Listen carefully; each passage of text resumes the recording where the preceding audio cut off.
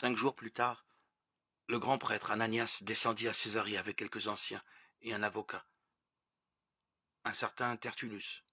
Ils portèrent plainte devant le gouverneur contre Paul. On fit comparaître celui-ci, et Tertullus entama ainsi son accusation.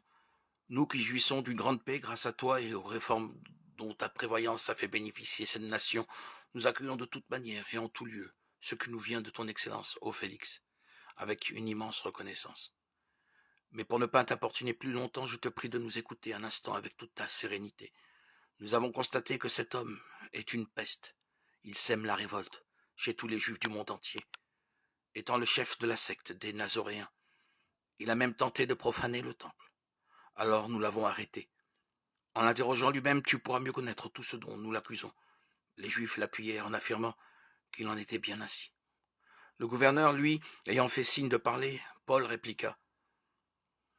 Sachant que cette nation t'a pour juge depuis des années, c'est avec confiance que je présente la défense de ma cause. Tu peux vérifier qu'il n'y a pas plus de 12 jours que je suis monté à Jérusalem pour adorer le Seigneur. On ne m'a pas trouvé dans le temple en train de discuter avec qui que ce soit, ni dans les synagogues, ou en ville en train d'ameuter la foule.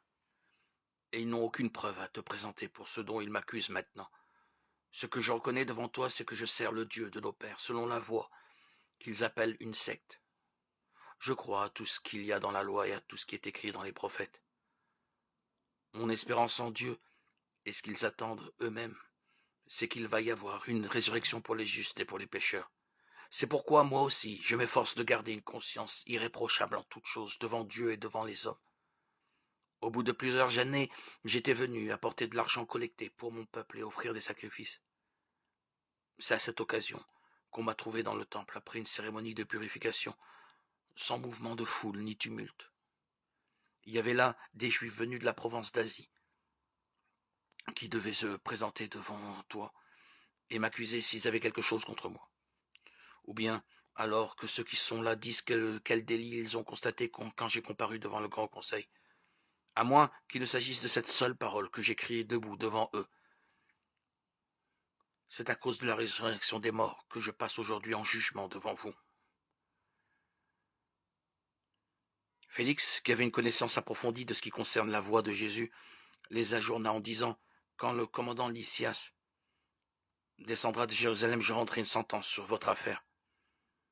Il ordonna au centurion de le garder en détention, mais dans des conditions moins strictes, et sans empêcher les siens de lui rendre des services. Quelques jours plus tard, Félix vint avec sa femme Drusille, qui était juive. Il envoya chercher Paul et l'écouta parler de la foi au Christ Jésus. Mais, quand l'entretien porta sur la justice, la maîtrise des instincts et le jugement à venir, Félix fut pris de peur et déclara « Pour l'instant, retire-toi. Quand j'aurai le temps, je te rappellerai. » Il n'en espérait pas moins que Paul lui donnerait de l'argent. C'est pourquoi il l'envoyait souvent chercher pour parler avec lui. Au bout de 2 ans, Félix reçut comme successeur Porcius Festus. Voulant faire plaisir aux Juifs, Félix laissa Paul en prison. Acte 24, 1, 27.